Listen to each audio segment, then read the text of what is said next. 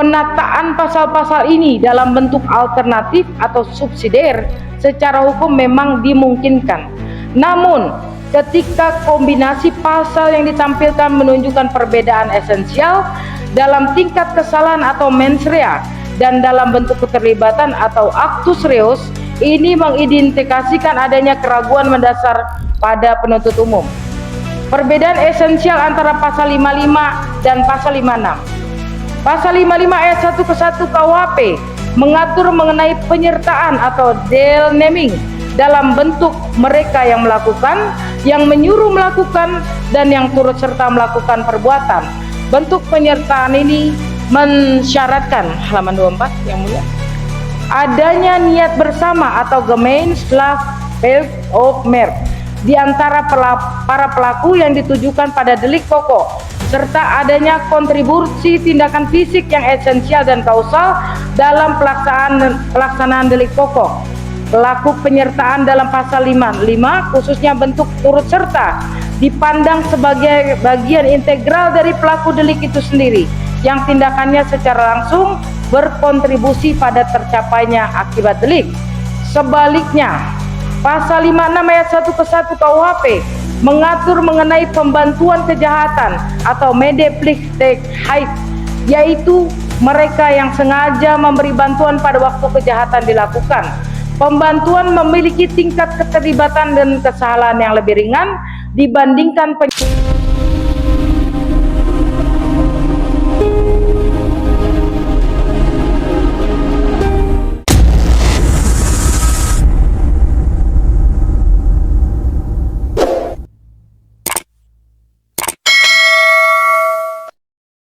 Bismillahirrahmanirrahim.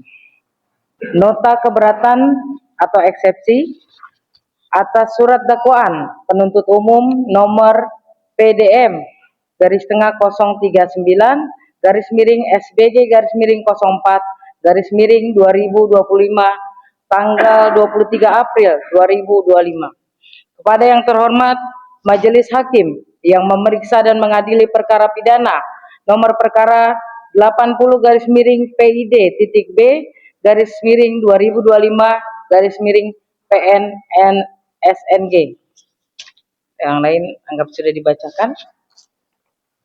Majelis Hakim yang mulia, saudara jaksa penuntut umum yang kami hormati, hadirin sidang yang berbahagia, bahwa perkenalkanlah kami selaku penasihat hukum terdakwa Abi Aulia bin Asep Rohimas dengan ini mengajukan nota keberatan atas eksepsi terhadap surat dakwaan penuntut umum nomor PDM _039 SBG 04 2025 tanggal 23 April 2025 yang telah dibacakan di persidangan ini. Eksepsi ini kami ajukan berdasarkan ketentuan pasal 156 ayat 1 Kitab Undang-Undang Hukum Acara Pidana atau KUHP karena surat dakwaan tersebut menurut hemat kami disusun berdasarkan proses penyidikan yang secara fundamental cacat formil, bertentangan dengan prinsip-prinsip due process of law dan fair trial, serta mengabaikan norma-norma imperatif dalam KUHP dan putusan Mahkamah Konstitusi, sehingga berkonsekuensi batal demi hukumnya surat dakwaan atau setidak-tidaknya dinyatakan tidak dapat diterima. Fiat justitia ruat caelum, keadilan harus ditegakkan walaupun langit runtuh. Sebagai penasihat hukum terdakwa Abi Aulia bin Asep Rohimas, dengan penuh rasa tanggung jawab profesi serta panggilan moral untuk menegakkan prinsip due process of law, kami mengajukan eksepsi ini. Eksepsi ini bukan hanya koreksi terhadap pelanggaran formil dan material dalam dakwaan, namun juga pembelaan terhadap hak asasi manusia, keadilan substansif, dan marwah hukum yang adil.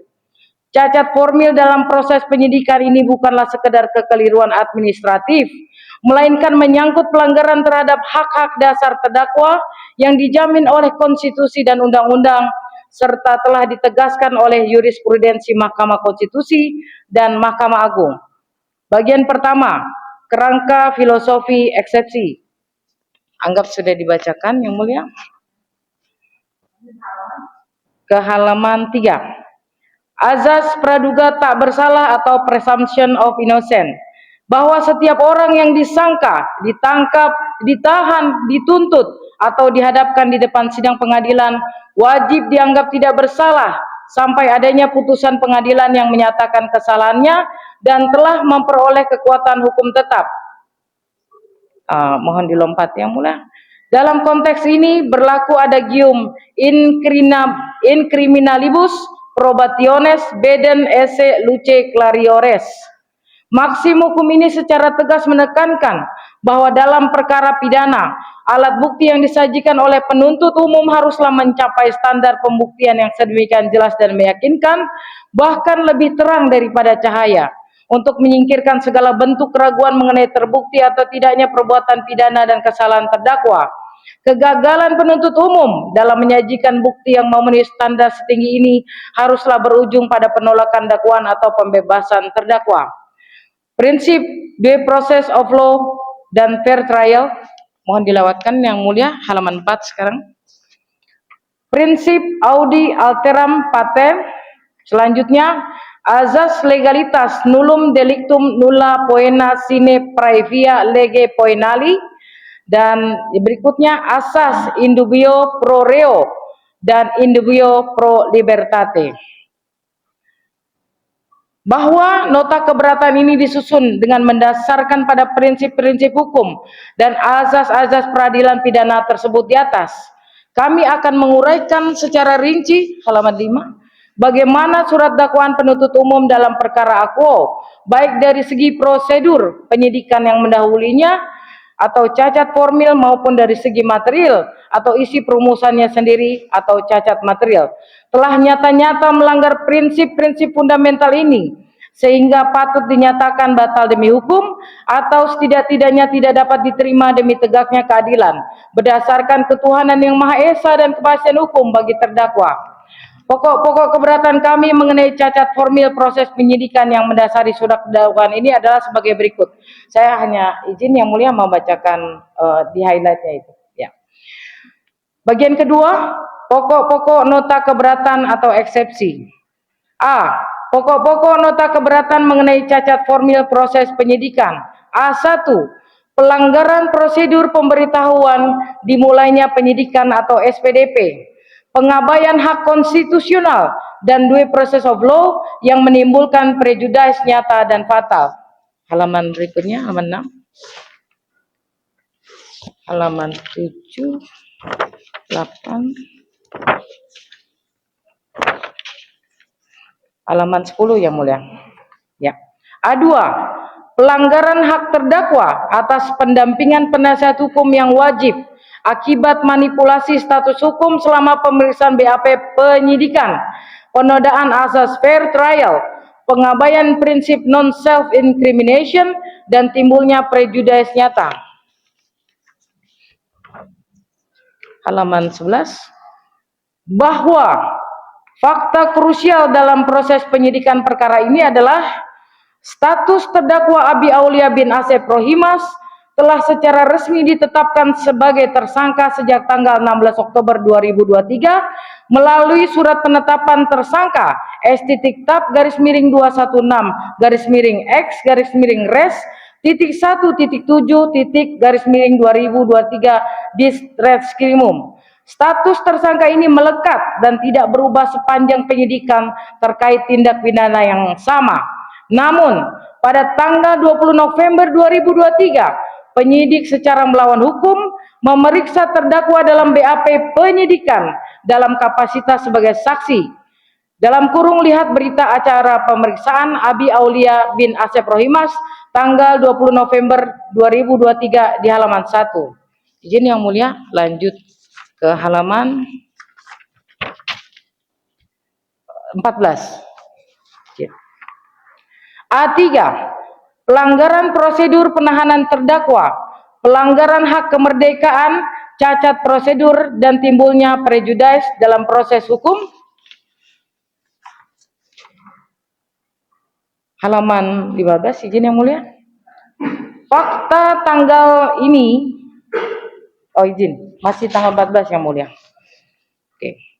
Bahwa berdasarkan periode penahanan yang dicantumkan sendiri oleh penuntut umum dalam surat dakwaan, patut diduga kuat telah terjadi cacat formil yang mendasar dalam pelaksanaan penahanan terdakwa, yaitu adanya tumpang tindih kewenangan penahanan antara penyidik dan penuntut umum. Jika dicermati tanggal-tanggal tersebut, penahanan oleh penyidik dilakukan selama 20 hari, 28 Februari 2025 sampai dengan 19 Maret 2025. Perpanjangan penahanan oleh penyidik dilakukan selama 40 hari, 20 Maret 2025 sampai dengan 28 April 2025. Halaman 15 yang mulia. Penahanan oleh jaksa penuntut umum dimulai pada tanggal 15 April 2025 sampai dengan 4 Mei 2025 atau 20 hari. Fakta tanggal ini menunjukkan adanya potensi tumpang tindih atau overlap periode penahanan antara penyidik dan penuntut umum selama tanggal 15 April 2025 sampai dengan 28 April 2025.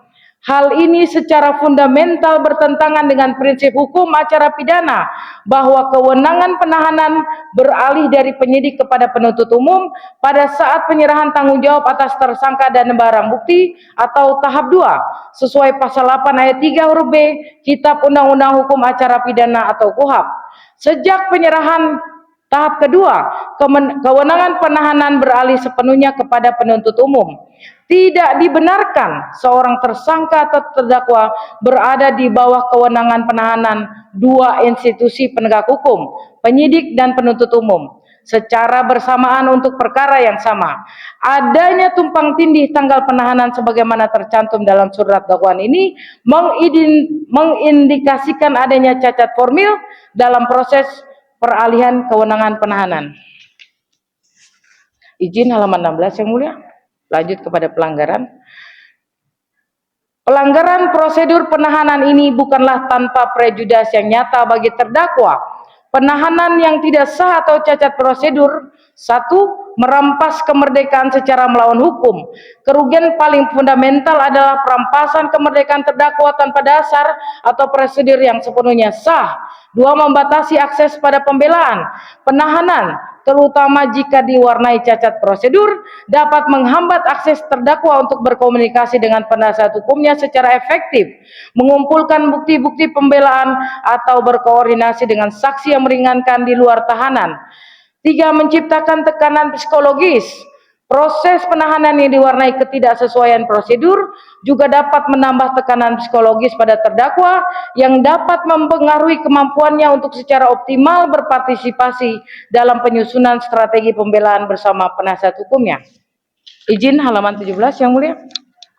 4. Ketiadaan bukti permulaan yang sah dan relevan secara personal saat penetapan tersangka. Kegagalan memenuhi syarat formil material dalam tahap krusial penyidikan yang menimbulkan prejudice. Izin ke halaman 18 yang mulia. B. Pokok-pokok nota keberatan mengenai cacat material surat dakwaan. Izin langsung ke halaman 19 yang mulia. Pokok-pokok cacat material surat dakwaan adalah sebagai berikut. B1. Ketidakjelasan uraian tindak pidana atau obscure libel, inkonsistensi narasi kronologis dengan bukti visum, dan inkonsistensi identitas objek delik. Surat dakwaan kabur dan tidak dapat dipahami. Bahwa surat dakwaan penuntut umum patut dinyatakan kabur atau obscure libel karena tidak memenuhi syarat cermat, jelas, dan lengkap dalam merumuskan perbuatan pidana terdakwa yang terindikasi dari hal-hal berikut. Ketidakjelasan perumusan unsur delik dan peran spesifik terdakwa. Surat dakwaan menguraikan serangkaian tindakan yang diduga dilakukan oleh beberapa pihak secara bersama-sama.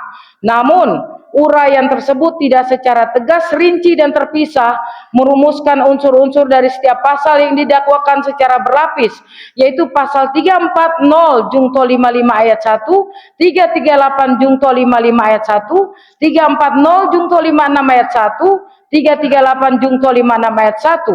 Khususnya terkait tindakan spesifik terdakwa Abi Aulia bin Asep Rohimas yang memenuhi unsur delik pokok merampas nyawa orang lain dalam pasal 340 atau 338 KUHP. Uraian perbuatan terdakwa dalam dakwaan lebih bersifat deskripsi partisipasi umum tanpa perumusan yang jelas mengenai tindakan terdakwa yang secara spesifik dan kausal memenuhi setiap elemen dari pasal-pasal yang didakwakan, baik sebagai pihak yang secara langsung melakukan perbuatan merampas nyawa maupun yang secara spesifik dan kausal memenuhi syarat turut serta melakukan pasal 55 ayat 1 atau yang dengan sengaja memberi bantuan yang kausal pasal 56 ayat 1 dalam konteks delik pokok pembunuhan berencana atau pasal 340 atau pembunuhan biasa pasal 338. Ketidakjelasan perumusan ini melanggar prinsip lex certa dan menyulitkan terdakwa untuk memahami secara persis perbuatan mana yang dituduhkan kepadanya di bawah setiap lapisan pasal, baik perbuatan delik pokok maupun bentuk penyertaannya. Pengulangan narasi kronologis yang identik dan menimbulkan ambiguitas. Surat dakwaan penuntut umum disusun secara berlapis dengan mengkombinasikan halaman 20 izin yang mulia. Pasal delik pokok yang berbeda, pasal 340 dan pasal 338 KUHP dengan bentuk penyertaan atau pembantuan yang berbeda pula, pasal 55 ayat 1 dan pasal 56 ayat 1 KUHP. Namun, patut dipertanyakan bagaimana narasi faktual perbuatan terdakwa diuraikan untuk mendukung setiap lapisan dakwaan tersebut. Nyatanya, terdapat pengulangan narasi kronologi perbuatan yang identik kata per kata pada uraian dakwaan di bawah setiap lapisan dakwaan. Dalam kurung primer 1 340 jungto 55, subsidiar 1 338 jungto 55. Primer 2 340 jungto 56, subsidiar 2 338 jungto 56. Sebagai contoh, narasi mengenai masuknya terdakwa dan saksi-saksi ke kamar korban Amelia Mustika Ratu diuraikan secara identik di berbagai bagian dakwaan, yaitu selanjutnya saksi Yosef Hidayah masuk ke kamar korban Amelia Mustika Ratu yang diikuti oleh terdakwa Abi Aulia dan saksi Arigi Reksa Pratama alias Reza serta saksi Muhammad Ramdhanu alias Danu. Setelah berada di dalam kamar, saksi Yosef Hidayah berdiri dekat lemari pakaian, saksi Arigi Reksa Pratama alias Reza berdiri dekat meja rias, serta terdakwa Abi Aulia berdiri di sebelah kanan saksi Arigi Reksa Pratama. Sementara posisi saksi Muhammad Ramdhanu alias Danu di sebelah kanan terdakwa Abi Aulia, di mana pada saat itu korban Amelia Mustika Ratu ... Dalam kurung lihat contohnya di halaman 3 primer 1, halaman 10 subsidiar 1 dan primer 2, dan 24 subsidiar 2 surat dakwaan. Penggunaan narasi faktual yang identik untuk mendukung kualifikasi hukum yang berbeda-beda atau pembunuhan berencana versus pembunuhan biasa serta pernyataan versus pembantuan menunjukkan ketidakcermatan penuntut umum dalam memformulasikan dakwaan. Hal ini menimbulkan ambiguitas dan keraguan mengenai perbuatan faktual mana yang sebenarnya ditujukan penuntut umum untuk membuktikan setiap elemen dari pasal-pasal yang didakwakan di setiap lapisannya. Apakah narasi faktual yang sama ini cukup untuk membuktikan niat dan tindakan sebagai turut serta melakukan pembunuhan berencana? 340 jungto 55 turut serta melakukan pembunuhan biasa, 338 jungto 55 membantu pembunuhan berencana, 340 jungto 56 atau membantu pembunuhan biasa, 338 jungto 56.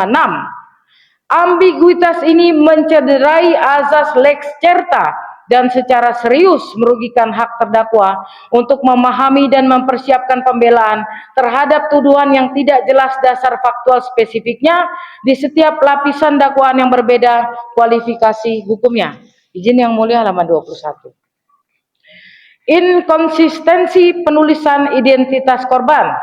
Surat dakwaan dalam kurung halaman 1 dan selanjutnya mencantumkan nama korban Amelia Mustika Ratu, namun beberapa bagian dakwaan nama korban ini ditulis dengan variasi yang berbeda. Misal, Mustika Ratu,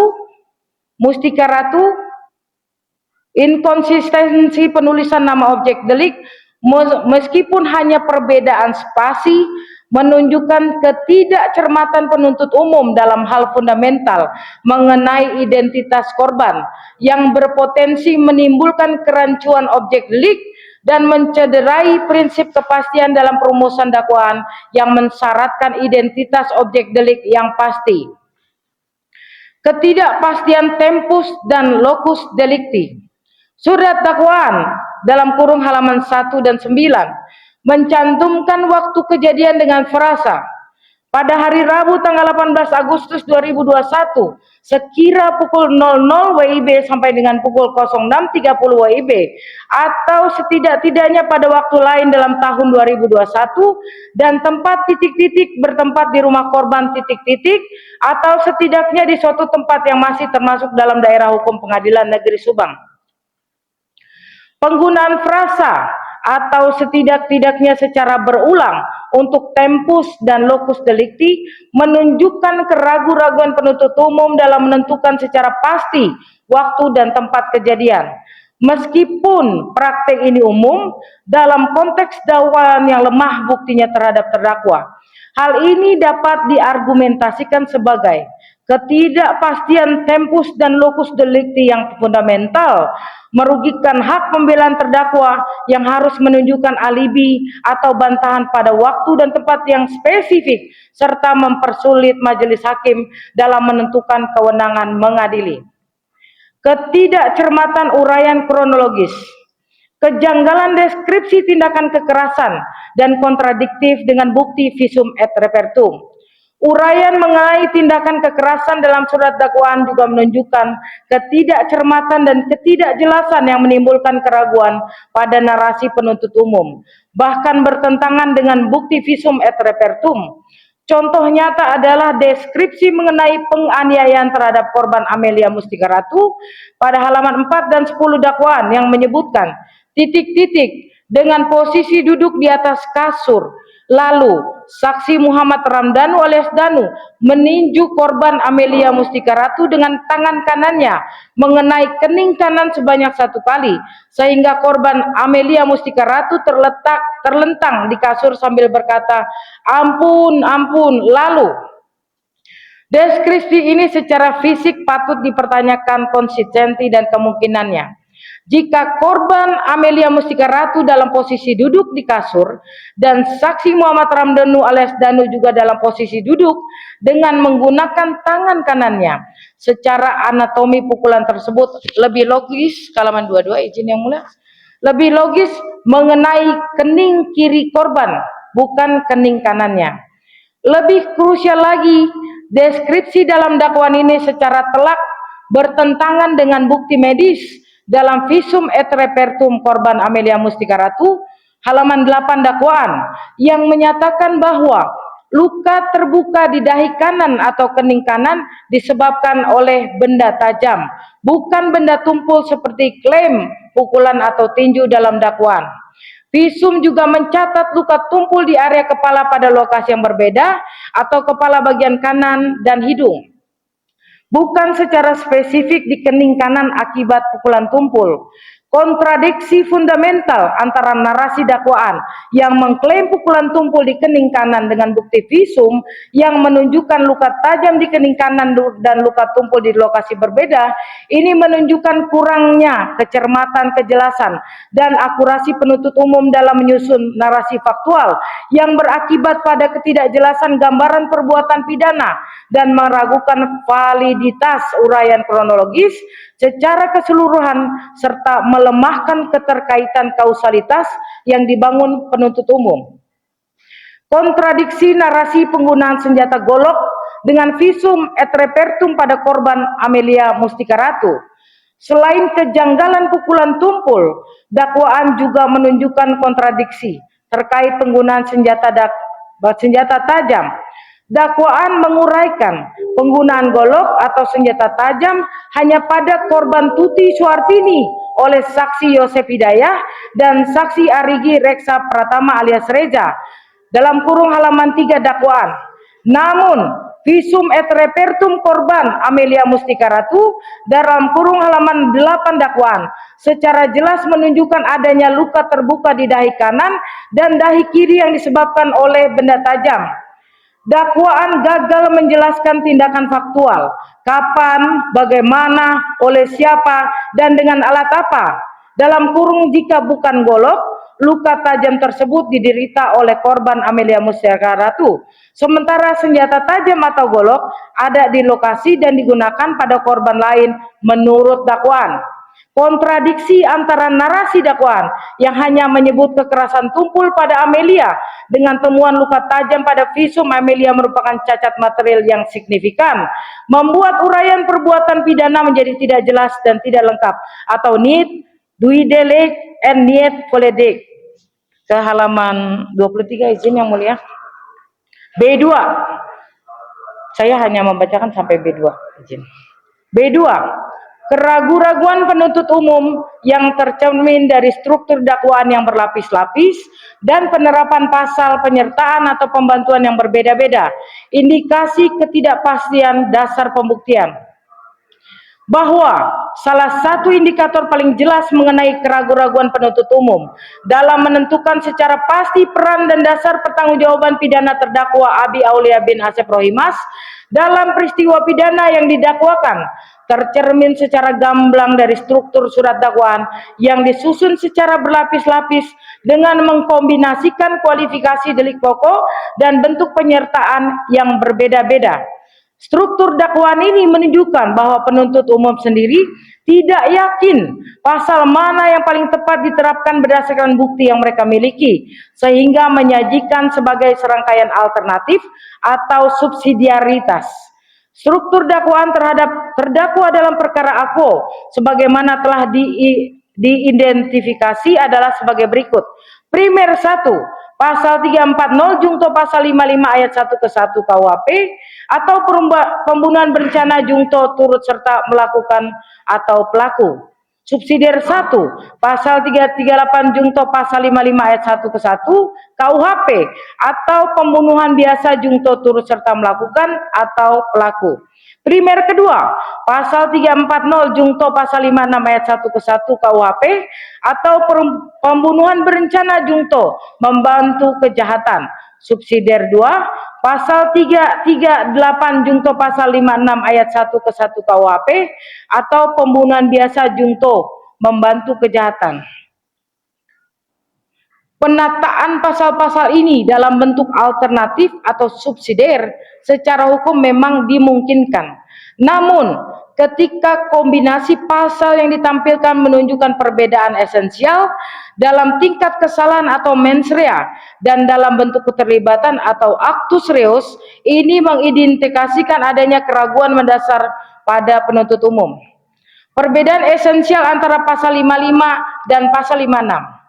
Pasal 55 ayat 1 ke 1 KUHP mengatur mengenai penyertaan atau deal naming dalam bentuk mereka yang melakukan, yang menyuruh melakukan, dan yang turut serta melakukan perbuatan. Bentuk penyertaan ini mensyaratkan, halaman 24 yang mulia, adanya niat bersama atau gemeenschap of merk di antara para pelaku yang ditujukan pada delik pokok, serta adanya kontribusi tindakan fisik yang esensial dan kausal dalam pelaksanaan delik pokok. Pelaku penyertaan dalam pasal 55 khususnya bentuk turut serta dipandang sebagai bagian integral dari pelaku delik itu sendiri yang tindakannya secara langsung berkontribusi pada tercapainya akibat delik. Sebaliknya, pasal 56 ayat 1 ke 1 KUHP mengatur mengenai pembantuan kejahatan atau medeplichteheid, yaitu mereka yang sengaja memberi bantuan pada waktu kejahatan dilakukan. Pembantuan memiliki tingkat keterlibatan dan kesalahan yang lebih ringan dibandingkan penyertaan. Pelaku pembantuan tidak memiliki niat bersama terhadap delik pokok sebagaimana pelaku penyertaan dan kontribusinya bersifat membantu atau fasilitasi atau dukungan, bukan secara langsung menjadi bagian dari pelaksanaan delik pokok itu sendiri. Pembantuan hanya dapat dikenakan pidana yang lebih ringan daripada pidana pelaku utama atau pasal 57 KUHP. Oke, kita lewati yang mulia ke halaman 25, izin. Dengan demikian